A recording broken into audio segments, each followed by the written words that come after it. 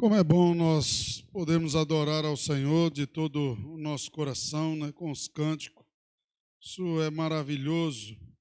Vamos meditar na palavra de Deus. Nós temos feito um estudo sobre essa parábola lá em Dracena, nas quintas-feiras, e eu resolvi trazer ela também a toda a igreja. Nós vamos ler Lucas capítulo 15, verso de número 11 até o verso de número 24,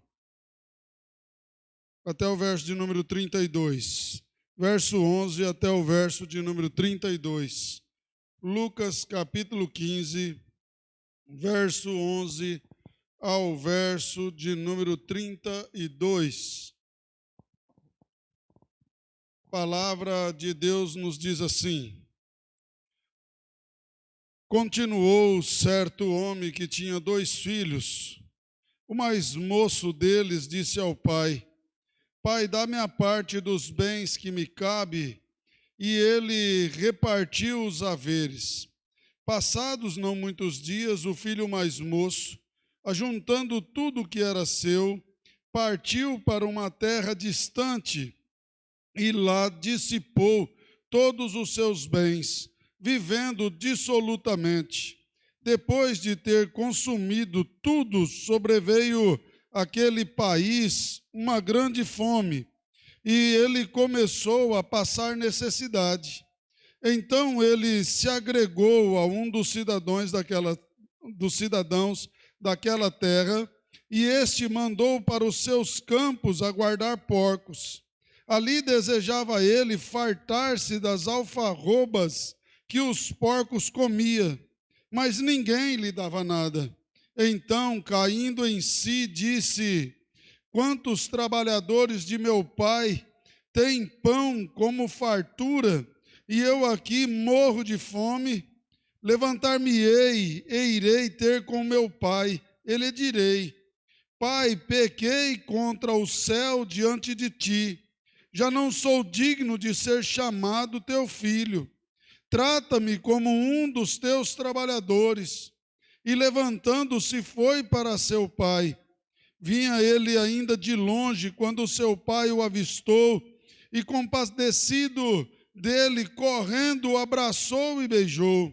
E o filho lhe disse: Pai, pequei contra o céu e diante de ti, já não sou digno de ser chamado teu filho.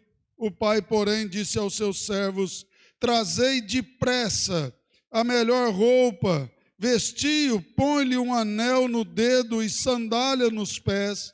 Trazei também e matai o novilho cevado, comamos e regozijamo-nos, porque esse meu filho estava morto e reviveu, estava perdido e foi achado, e começaram a regozijar-se.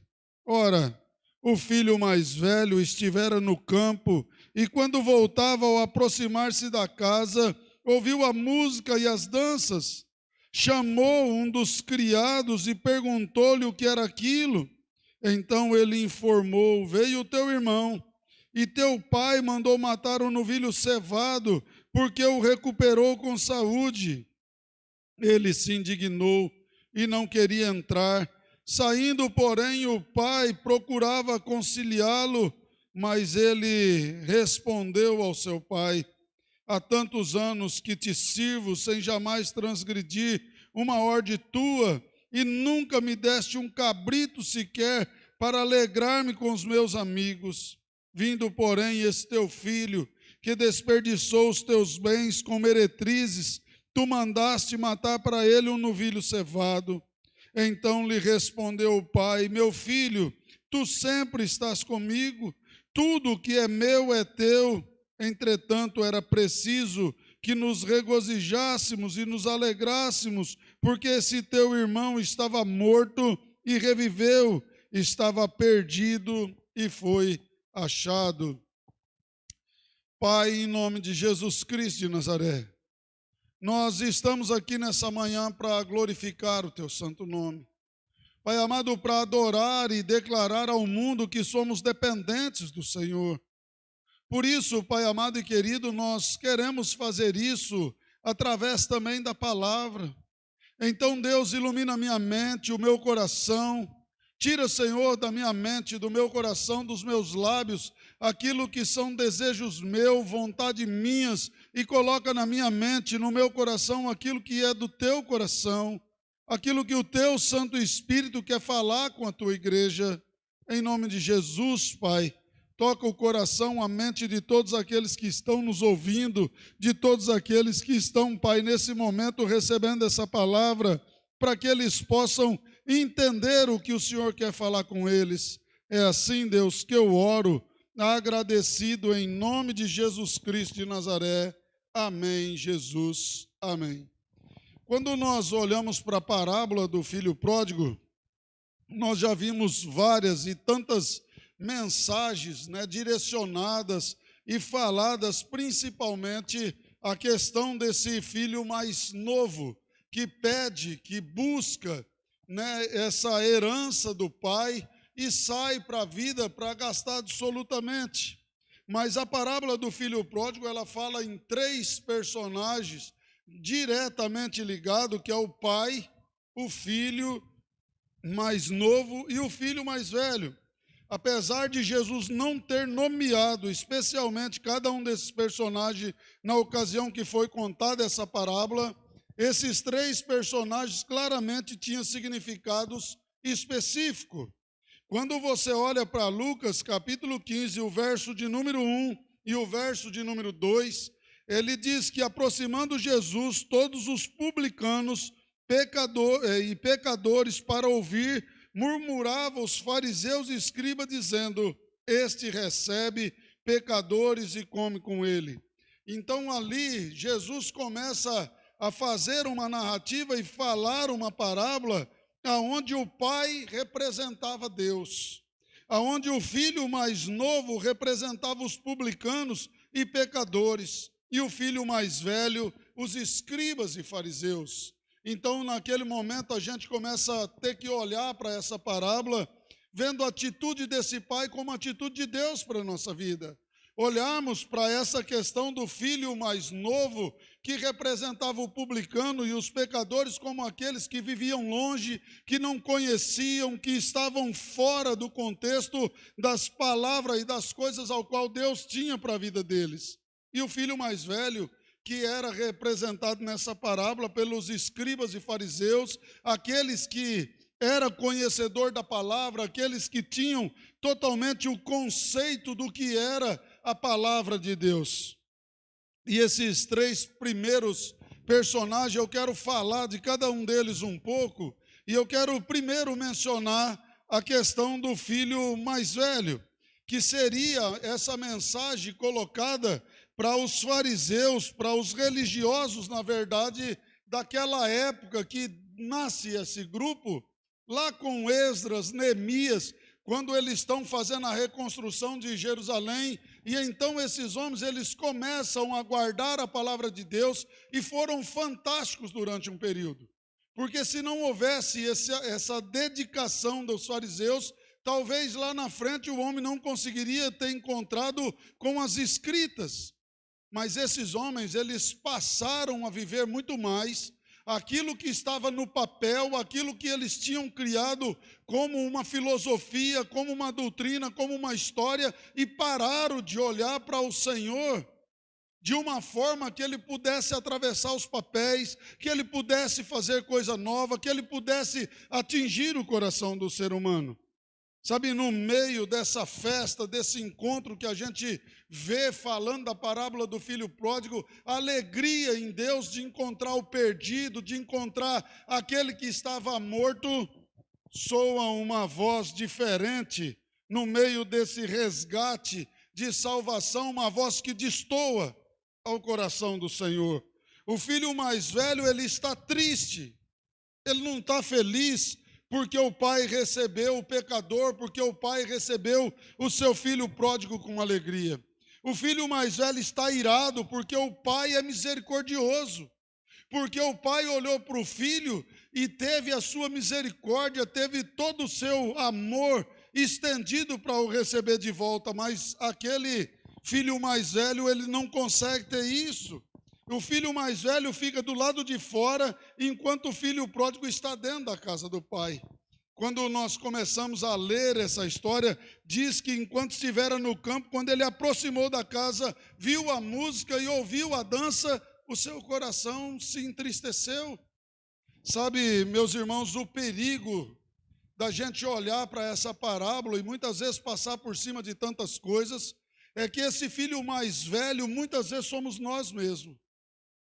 Somos pessoas que somos conhecedores da palavra de Deus, somos conhecedores das coisas de Deus, e nós muitas vezes nos entristecemos em ver a alegria de um salvo, de alguém que precisa de receber o encontro com o Senhor, de ter esse abraço de Deus.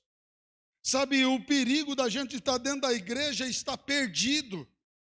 Há um monte de cristão hoje dentro das igrejas igual aos fariseus, igual aos escribas. Sabe, publicam a palavra de Deus, lançam a palavra de Deus, dizem o que ela está escrita, não vivem ela.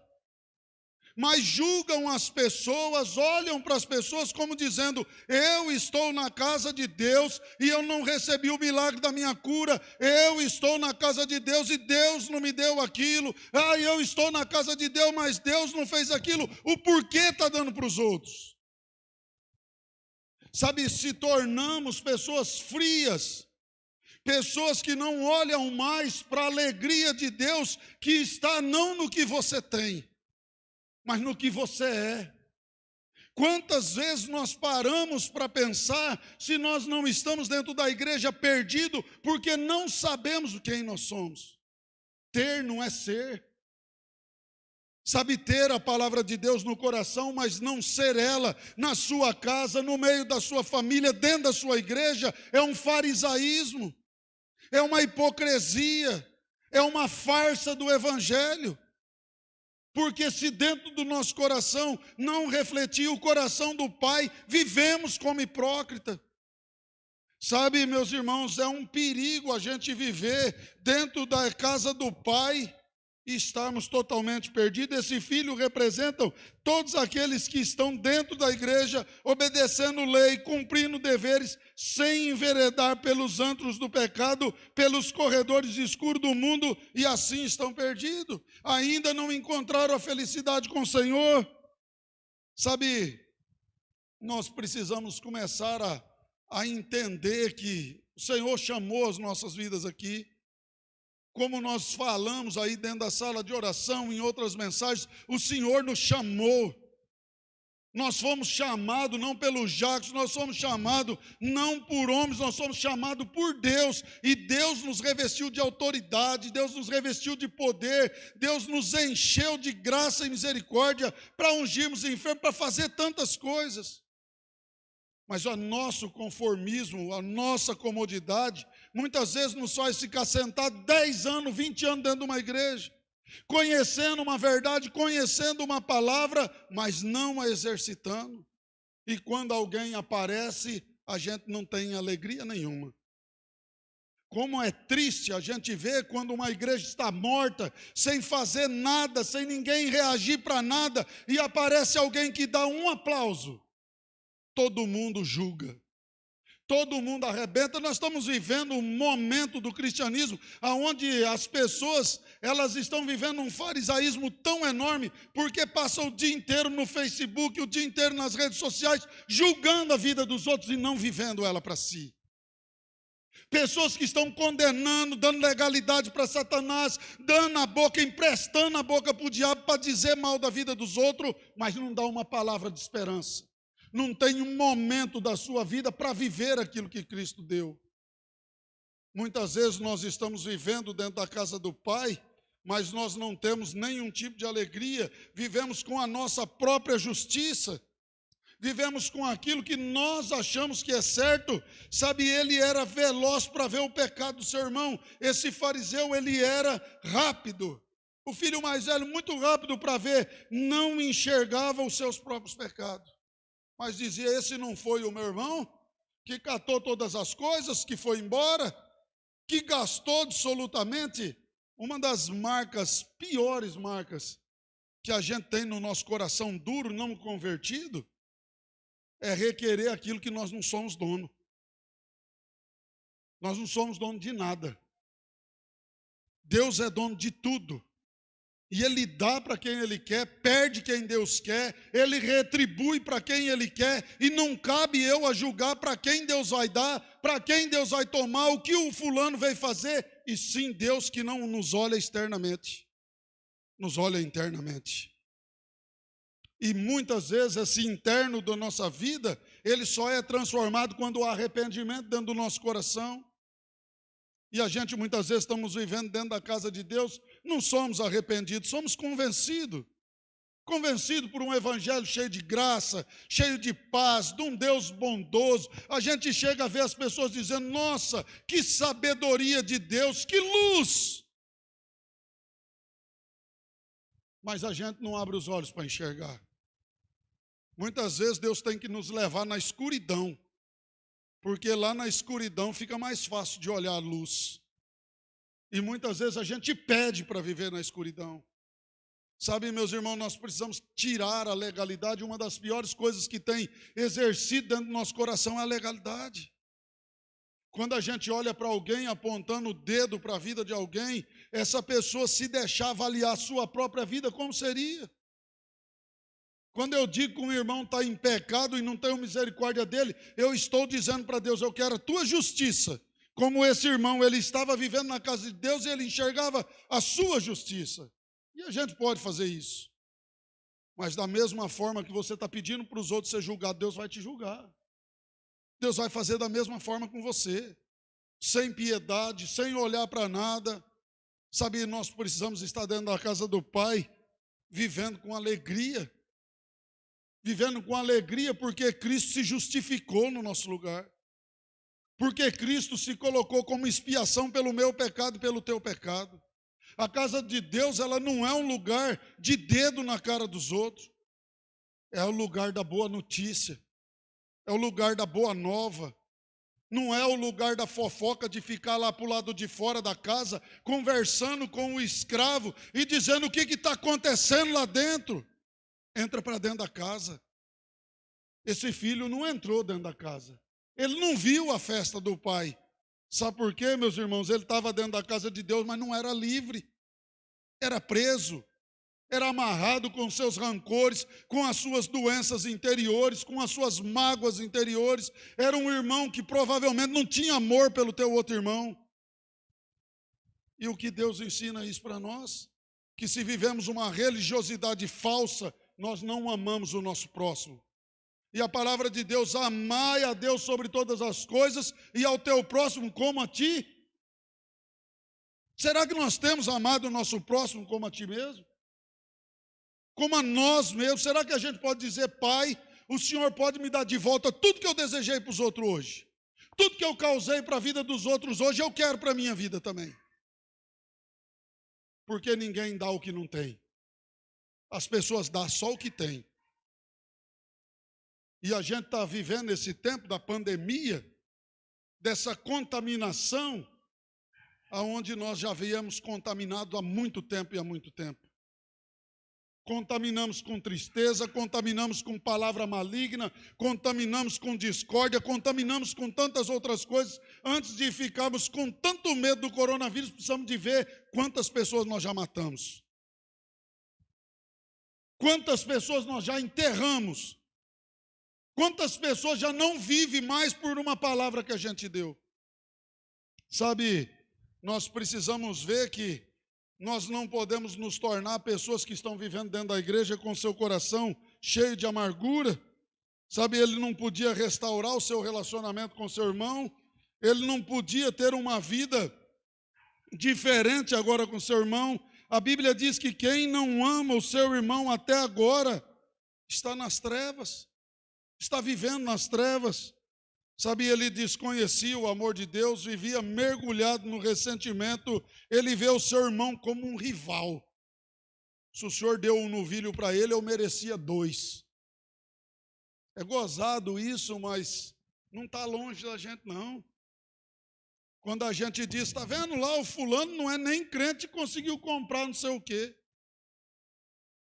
Eu estou servindo a Deus uma vida toda e não ganhei. Sabe por quê? Nós seguimos um evangelho de troca, um evangelho de barganha. Deus, eu coloco o dízimo, eu sustento a tua obra, sou fiel, mas o Senhor tem que dobrar isso lá em casa. E nem muitas vezes somos fiéis, somos iguais aos fariseus, que roubam por trás. Mas a gente quer a troca. O Senhor deu lá para o povo, e lembra, irmão, o mundo é para todos. O sol é para todos, o milagre de Deus é para todos. A única coisa diferente para aqueles que são salvos é vida eterna na Nova Jerusalém Celestial. O milagre acontece para você como acontece para o seu mané, para qualquer outra pessoa. E a gente quer terceirizar. Não, o milagre é só para nós. Quantas vezes Deus restaurou e curou pessoas que estavam na pandemia, lá dentro dos hospitais, na UTI, e ouviu um choro de alguém que nunca nem tinha falado no nome dele, dizendo, tem misericórdia de mim, e ele foi e teve.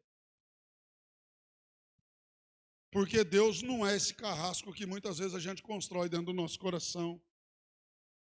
Sabe, essa é uma das grandes marcas do filho mais velho. A gente precisa pensar nisso. A gente precisa olhar para isso. A gente precisa ver, porque o filho mais velho é o religioso. É aquele que quer ir na igreja, é aquele que quer buscar as coisas, quer que os outros vivam na palavra, mas não vive para si. E muitas vezes esses somos nós. Esses somos nós, que acreditamos no que está escrito, mas não acreditamos que a janela do céu está aberta. E que Deus está recebendo o meu e o teu coração agora. Que você esconde tudo de todo mundo, menos daquele que tem os olhos voltados para você. Aquele que sabe do teu levantar, do seu deitar, aquele que conhece o que passa no teu coração. Sabe, nós precisamos olhar muito para isso. Eu quero falar um pouco também do filho mais novo. Esse filho mais novo representado aqui representado o filho mais novo, mas Deus direcionando isso aos publicanos e os pecadores, direcionando aqueles que ainda não se entregaram a vida para Deus, não olharam para as coisas de Deus, e é muito claro que o primeiro erro que esse filho mais novo teve, ele achou que a fonte da felicidade era o dinheiro. Ele não teve nenhum tipo de preocupação, a herança era recebida só quando o pai morria, ele chega e diz, eu quero a minha herança. Eu quero a minha herança. Eu quero o que me sustenta. Eu quero o que me guarda. E ele achou que aquilo era a fonte da sua felicidade, que ele tendo dinheiro, ele tinha felicidade. Isso é um jargão muito dito nos dias de hoje, né? Dinheiro não traz felicidade, mas compra. E é um grande erro.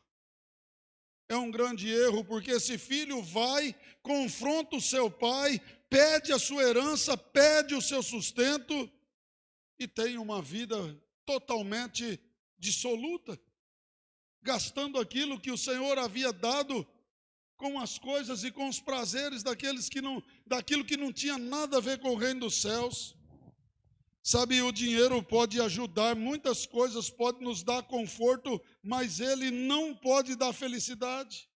Porque muitas pessoas ricas que não são felizes, que não encontram felicidade. E a gente tem visto muito nos dias de hoje, qual é a grande preocupação das pessoas? O dinheiro. Qual é o Deus desse momento? Dinheiro. O que é ser abençoado? É ter, não é ser. Sabe, a busca da fonte da alegria, eu vou para a igreja, se Deus me abençoou porque Ele me deu dinheiro. As pessoas não encontram mais alegria no Deus que dá salvação, e a graça me basta. Sabe, essa era uma das grandes coisas, daquele que Deus coloca no mundo, dá a ele o dom da vida, né? Porque se Deus tirar o ar que respira, dá a herança do Espírito Santo de estar com ele, coloca na plenitude, sustenta, coloca em tudo, e ele não tem prazer na casa de Deus. Né? Você vê isso num relato, numa ilustração bem legal, Quando você olha para Judas, que ele era um cara que deixou ser levado, achando que a sua grande felicidade era o dinheiro, quando as pessoas, quando foram presentear o Jesus, derramando o bálsamo sobre os pés de Jesus, ungindo como um nardo, perfume mais caro. Ele diz, não, guarda isso, não gaste. E Jesus o repreende, e é assim muitas vezes, para que eu estou gastando com o reino de Deus, para que eu estou gastando com as coisas da igreja? O prazer do ímpio está em satisfazer o mundo, sustentar a indústria de bebida, sustentar a indústria de droga, sustentar a facção criminosa e tantas outras coisas, e aí ninguém toca no assunto. Porque o pecado hoje para o crente é um só, sexo. Tirou o sexo, o resto nada mais é pecado. Enquanto ser caloteiro, ter vida de falso testemunho, um monte de coisa Deus recrimina, mas a gente não toca nisso. Sabe, viver uma história achando que o dinheiro é a solução, é o grande erro do mundo. Qual é o grande problema do mundo hoje? Poder. E o que dá poder? Dinheiro. E as pessoas se matando porque querem ter mais no bolso. E é triste, irmão. Sabe, as pessoas passam a sua juventude, passam a sua mocidade, passam o seu tempo de casado, chega na velhice e passa a vida inteira. Eu preciso trabalhar, porque eu preciso. Não tem um dia de alegria com a sua família, com a sua casa. Quando morre, o caixão não tem gaveta, não leva nada. Acabou com a sua vida, destruiu, não viveu. E a gente diz, não, eu preciso guardar um dinheirinho que é para a hora da necessidade. Todo dia eu tenho necessidade na minha casa. Necessidade de estar com os meus filhos, necessidade de comer um lanche com a minha família, necessidade de abraçar com a minha esposa, necessidade com aqueles que se um dia eu tiver qualquer erro, a igreja me abandona. Quem não me abandona é minha casa. E muitas vezes a gente vai e acha que o dinheiro é bacana e ó, pau! Passa a vida inteira, e aí a gente está vendo filho matando, arrebentando com o pai por causa do quê? Dinheiro. Dinheiro não é a prioridade do mundo, e uma das coisas mais terríveis que o filho pródigo fez foi dinheiro. Faça, o dinheiro é muito bom. Ah, eu queria ter 10 vezes mais do que eu tenho. Mas não para mim servir o dinheiro tem que servir a mim. Se eu ganho, mas eu gasto numa rapidez, porque é para mim ser feliz. Se for para mim trazer dinheiro para ficar guardando no banco, matando a minha mulher, matando a minha família, matando todo mundo, que eu tenho que ter uma reserva. Reserva de quê? Sua reserva está no céu, porque se você for levado hoje, você pode encontrar, e só tem 2 caminhos, céu ou inferno, e nenhum dos dois usa dinheiro. Usa o que você fez aqui na vida. Sabe, os grandes problemas disso é que quando você prioriza o dinheiro, você vê que esse menino mais novo desonra o pai. Desonra o pai, pedindo a sua herança antecipada, desonrando. Sabe, o mundo hoje nega Jesus de uma forma triste, porque essa parábola ela está destinando essa desonra àquele que era pecador e publicano. Sabe qual é o nome que está sendo desglorificado? Ah, o povo faz um show aí e grita, Jesus é isso. Ah, eu não sei o quê, porque querem o quê? Muitas vezes as pessoas, para querer atingir o crente, falam daquele que criou. O bom de ser cristão, de ser crente, é que nós não temos um representante único. Nós não somos igual a algumas igrejas que ela é episcopal. Tem um que manda, o único que manda na igreja chama Jesus Cristo de Nazaré. Sabe, quando a gente olha para isso, quantas pessoas na sarjeta, quantos dogrados, até mesmo a nossa vida desonrando a Deus, a nossa vida, o nosso testemunho tem honrado a Deus? Você pode olhar e dizer assim, o meu casamento honra a Deus, a minha vida particular, ela honra a Deus, o que eu tenho feito, quer comais, quer bebais, quer tudo que eu faço é para a glória de Deus, você pode dizer isso? Porque um dos grandes problemas daquele filho que se perdeu na salvação, daquele publicano ao qual Jesus está conversando ali, ele está dizendo, o problema é esse. Quando você vive um mundo, você desonra o pai. Você está pondo a força no dinheiro. Você está acabando com a sua vida. sabe, desperdiçando as coisas com vida dissoluta. Você já pensou o tanto de desperdício que a gente tem? Você já olhou para a sua vida que cada vez que você desvia dos caminhos de Deus, antigamente a gente encontrava os pastores que diziam assim: se você não der o dízimo, se você vai gastar com um remédio, você vai ver teu carro arrebentar, e as pessoas faziam aquilo por medo, não era assim? Eu cheguei na igreja, quando eu me converti era assim, eu escutei muitas vezes isso. Deus nunca fez isso, e nem vai fazer isso. Mas todas as vezes que eu saio da presença de Deus, eu desperdiço tudo lá fora. E se eu estou andando no mundo, a coisa vai pegar. E ainda mais quando eu sou crente e vou fazer parceria com Satanás, ele senta a mão na minha orelha. E eu estou recebendo pancada e estou dizendo: está amarrado. Amarrado quem? Amarra a sua atitude. Para de desperdiçar a sua vida com as coisas do mundo. Faça a sua vida, faça o seu casamento, faça o seu dia a dia. Ser glória para Deus. Quando você chegar de noite, deitar no travesseiro, você logo pegar no sono. E isso é gostoso, porque não é ser morto. Não é ser morto. Mas é ter honra. Sabe, a gente tem desperdiçado o poder. Deus nos chamou. Sabe, Deus nos chamou para viver uma vida onde Ele nos encheu de poder e autoridade para fazer tantas coisas, curar, e em vez da gente curar, a gente mata. Você já viu como que é muito duro a gente vê uma pessoa doente, automaticamente o outro não fala assim, né? Puxa, que Deus tenha misericórdia, cura, entra com a sua intervenção. Fala: vixe, já nós temos velório. Quando tem alguém doente, com alguma doença, as pessoas não dizem uma palavra, sabe, falando ali para Deus: Deus tenha misericórdia, mas diz: se precisar, eu ajudo a comprar o caixão. Nós temos desperdiçado aquilo que Deus tem nos dado. Palavra, sabe, palavra de conforto. Sabe quando você está angustiado e alguém te abraça e diz: descansa, Jesus te ama. Se já alguém falou isso para você algum dia? Eu já fui abraçado um dia e a pessoa disse isso, eu me desmontei. Não sei se é porque eu sou muito mole, mas quando disse: Jesus te ama, aquilo entrou no fundo da minha alma. E hoje a gente está igual os amigos de Jó. Quando vê alguém sofrendo, a gente diz: qual é o pecado que você está fazendo? Olha que agora você vai se lascar mais um pouquinho. Cuidado, hein? Ó o buraco. A gente não tem palavra para dimensionar. Nós vivemos como os filhos pródigo.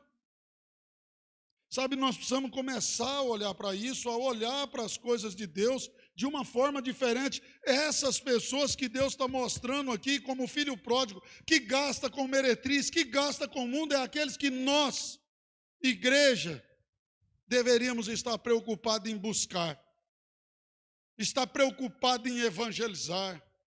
Você já viu que nós gastamos mais tempo dentro da igreja curando feridinha de crente do que evangelizando? Ai, hoje cuidado, a panela de pressão vai explodir. Ai, se você... Nosso irmão não vem mais na igreja, porque agora a ética cristã, ela é fabulosa. Você peca aqui, o pastor te chama a atenção, você vira membro da outra igreja no outro dia, e aí ele vai pisar naquele pastor também. E bem feito para quem não tem ética e não pergunta o que o outro faz. Nós temos gastado mais tempo em tirar o sal de dentro de casa, que a pressão está que nem, diz a dona Cida, né? Que ela deve estar assistindo aqui. A dona Cida diz que a gente incha que nem um sapo, né? Porque quando o orgulho entra, a gente, Não, nós precisamos entender que essas pessoas, elas são dignas, sim, de uma festa. Quando há um batismo dentro de uma igreja, tem que haver uma comoção da comunidade inteira.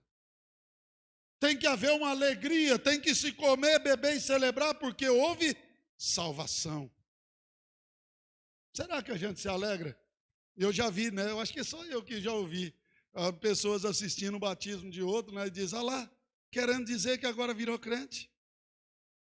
Olha, agora enganando lá naquela igreja. Não tem alegria, é os próprios crentes dizendo isso. Os fariseus sentados na cabeça dos povos que ainda estão no pecado. Em vez de falar: não, se meu irmão estava perdido, eu preciso investir na vida dele, eu quero fazer um discipulado, eu quero chamar ele para vir aqui em casa, eu quero investir na vida dele. Não, irmãos, A gente precisa olhar para isso. Então, quando olhamos para o filho mais velho, olhamos para os fariseus. Quando olhamos para o filho mais novo, olhamos os pecadores que estão aí nesse mundo precisando, achando que o dinheiro vai comprar tudo, achando que a felicidade está nas coisas materiais, sabe, desonrando ao pai, que é o que mais me dói. Para mim, as outras coisas não faz nada. Eu estou cansado de levar a tapa de um lado da cara e da outra. Porque isso não é físico, tá, irmãos? Mas a gente começa a olhar que essas pessoas lá precisam de Jesus, precisam de Deus. E para a gente encerrar, eu quero falar do último personagem, que é Deus, que é na figura desse pai. Sabe, uma das coisas maravilhosas da gente olhar com esse texto, é fantástico a gente olhar para esse texto e ver a compaixão que Deus tem pelo pecador. O pai não foi lá atrás desse filho pródigo. O pai não foi atrás daquele filho que foi gastar a sua vida absolutamente. Sabe, mas esse pai, a hora que ele olhou para o filho, dizendo: pai, pequei contra o céu e contra ti.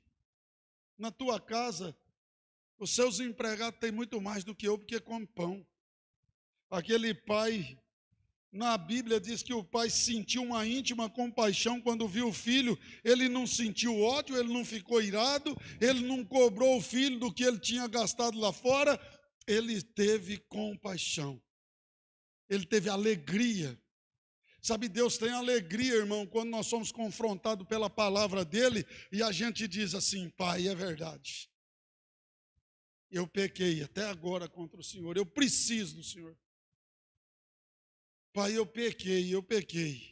E a gente olha para essa história, o pai tendo e se lançando na compaixão, se lançando de tudo isso, e corre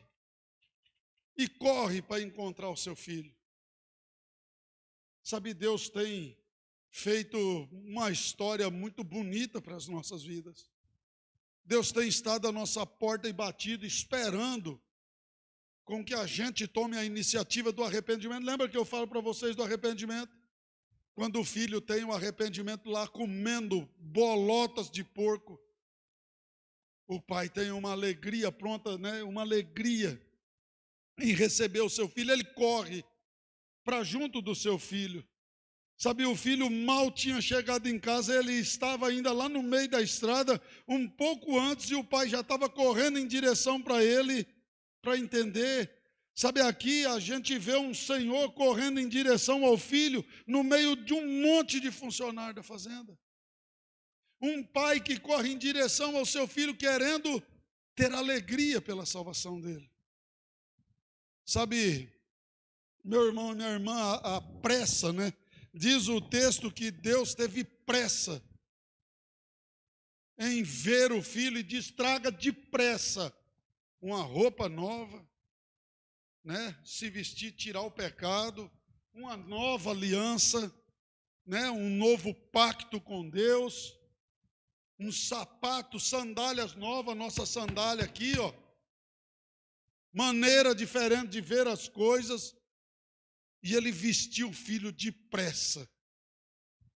Sabe, isso é tão, para mim, né, é muito longe da nossa realidade. Porque quando a gente vê alguém que erra, alguém que peca, alguém que fez, nós não temos pressa, não. Tem gente que ainda fala: vai devagarzinho, hein? Vai devagarzinho, cuidado, hein? Nós não somos juiz da vida de ninguém. Nós não julgamos a vida de ninguém, não somos dono de ninguém. Quem é o único dono da nossa vida é Jesus. E Ele nos ensina a abraçar. Sabe, a gente vê a parábola do bom samaritano, que a gente muitas vezes vê o povo caído, a gente passa para o outro lado da calçada. Ao invés de colocar nos ombros, e aí a gente vê lá a parábola do bom samaritano, aquele que o povo tinha como o ruim. Ele estava pronto a catar, pagar as despesas, deixar na hospedaria e dizer: se tiver mal algum gasto com ele, eu volto a pagar. Isso tem que ser a vida nossa, irmãos. Investir, pagar preço pela vida dos outros, para trazer as pessoas para o céu. Será que você tem noção de céu e inferno? Se você tivesse noção de céu e inferno, você não via ninguém descendo para o inferno com tanta alegria. E aí a gente, no dia que morre, olha lá no caixão e fala: ai, Senhor, ai, eu tenho certeza que no último minuto ele se entregou para o Senhor para dizer assim: tira esse peso de mim, esse remorso, que eu passei a vida do lado do fulano, nunca disse a boa nova, nunca falei nada para ele, nunca tive compaixão da vida dele, nunca tive alegria nele. Pelo contrário, a gente diz: não sento na mesa dos escarnecedores, não come, não bebo com o pecador. Se Jesus voltasse hoje, o último lugar era a igreja. Os primeiros é onde estão os pecadores, porque Deus tem prazer na salvação. Sabe, Deus largou 99 para ir buscar um. E a gente não quer aprender com isso.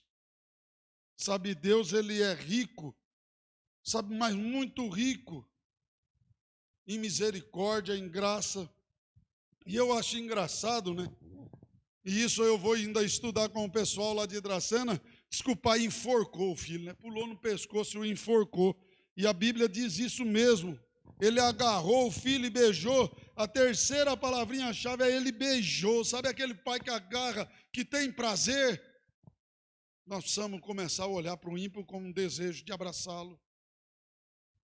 Sabe, de beijar, não um beijo de Judas, de falsidade, mas um beijo de alegria em dizer: você é especial para mim. Você é importante para mim. Hoje nós vamos participar da mesa do Senhor e a gente vai de que jeito para essa mesa? Igual Judas, dizendo: não gasta com Deus não. Nós vamos olhando para os céus como sendo algo que a gente não vive.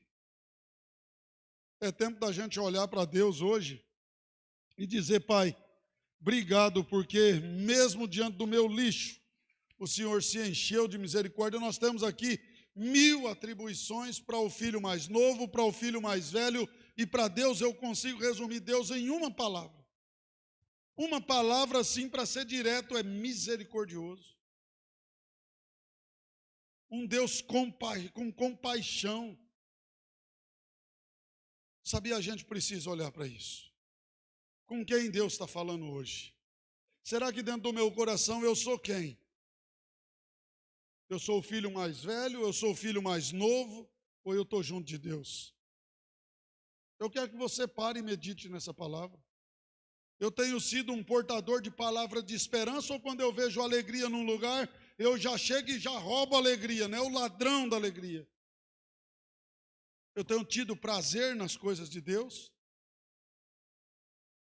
Eu tenho olhado para a minha vida como filho pródigo e tenho gastado e acreditado no dinheiro e vivido dissolutamente lá fora, achando que aqui dentro Deus não pode confiar no meu sustento. O que é que eu tenho feito com a minha vida? O que é que eu tenho feito com a minha história? Deus está pronto para te receber. Deus está pronto para ter um encontro com você. Ele quer te pegar pelo pescoço, como diz o texto. Quer te abraçar pelo pescoço. Ele quer te beijar hoje. Ele quer te sentir como filho que se entregou de corpo, alma e espírito. É impossível agradar a Deus sem fé. É impossível agradar a Deus sem amor. É impossível agradar a Deus sem entrega. Nós precisamos correr para Jesus e nos entregar. E nos entregar, ou vamos viver dentro da igreja como o filho mais velho ou como o mais novo. Viva como Deus. Viva como filho de Jesus. Aquele que tem alegria, sabe por quê, irmão? A provisão dele nunca acaba. O dinheiro acaba. Um carro acaba, uma casa acaba. Mas o que está na mão de Deus nunca vai acabar. Nunca vai acabar e ninguém vai esgotar o amor, a bondade. E se Ele quiser te fazer próspero, Ele faz. Mas primeiro buscai as coisas do reino dos céus, que as demais coisas lhe serão acrescentadas. O grande problema é que nós buscamos primeiro as coisas desse mundo, para depois a gente querer acrescentar Deus. Não inverta. Curva a tua cabeça. Eu quero orar com você. Eu quero clamar ao Senhor com você. Eu quero pedir a Deus pela minha, pela sua vida. Senhor Deus, Pai de amor e misericórdia, nós te louvamos e te agradecemos por mais esse dia. Pai amado, que esse culto possa ter chegado até o teu coração, com a nossa adoração, com as nossas orações. Senhor, também queremos suplicar hoje pela vida dessas pessoas que precisam do teu cuidado, pessoas que estão sofrendo, Pai, por problemas de saúde. Que o Senhor venha tocar a tua mão de graça, Senhor, para curar câncer. Olha a vida da Rose, olha a vida da Elizabeth, olha a vida de pessoas que estão precisando do teu milagre, Pai amado e querido, sobre a sua saúde. Em nome de Jesus, Pai, olha para a vida do pai da Ângela, que provavelmente está no hospital, que está lá, Senhor, seja no coração dele, Pai, seja o Senhor a fortalecê-lo, a curá-lo, em nome de Jesus. Olha, Senhor, para a vida daqueles que estão internados. Pai amado, que nesse tempo que nós estamos vivendo, nem podem receber visita ou estão isolados, pessoas que foram acometidas por esse vírus. Pai, seja o Senhor a agir na vida deles, nos pulmões, tira todo coágulo, toda pneumonia, toda trombose, tudo aquilo, Pai, que vem trazer mal a esses corpos, seja lançado por terra agora em nome de Jesus, e que o Senhor restaure a vida dessas pessoas, os que estão em tratamento nas suas casas.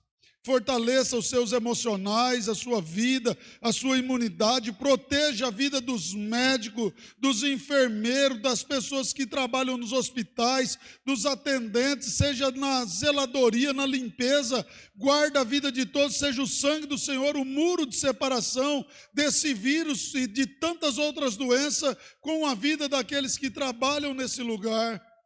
Pai, em nome de Jesus, converta o coração do esposo ao coração da sua esposa, o coração da esposa ao coração do marido. Pai amado e querido, tira toda contenda, toda briga, tudo aquilo que veio para dividir, para separar. Coloca, Senhor, a unidade no coração das famílias, dos casais. Converta, Pai, o coração dos filhos ao coração dos seus pais, o coração dos pais ao coração dos seus filhos, e o coração da família ao teu coração. Em nome de Jesus, Senhor, tenha misericórdia e piedade de nós. Olha, Senhor, para a vida daqueles que estão orando ao Senhor, precisando da tua ajuda, sofrendo, Pai. Tantos desempregados, tantos, ó Deus, sem esperança, porque perderam os seus negócios, outros perderam o seu trabalho. Tu és o Deus que provê, Pai. Levanta a tua igreja a suprir essas vidas com alimento, que as pessoas venham ter generosidade dentro do coração, gratidão, porque o Senhor nunca nos deixou faltar o pão na mesa, e que possamos dividir com os nossos irmãos, como o Senhor fez com pães e peixes. Toca, Senhor, esses corações para que sejam gerada esperança neles. É assim, Deus, que eu oro agradecido, em nome de Jesus, amém. E que a graça e a paz do nosso Senhor, o amor de Deus, esteja sobre vós, povo de Deus, igreja de Cristo Jesus. Vão em paz e que o Senhor os abençoe para todos sempre. Amém, Jesus, amém.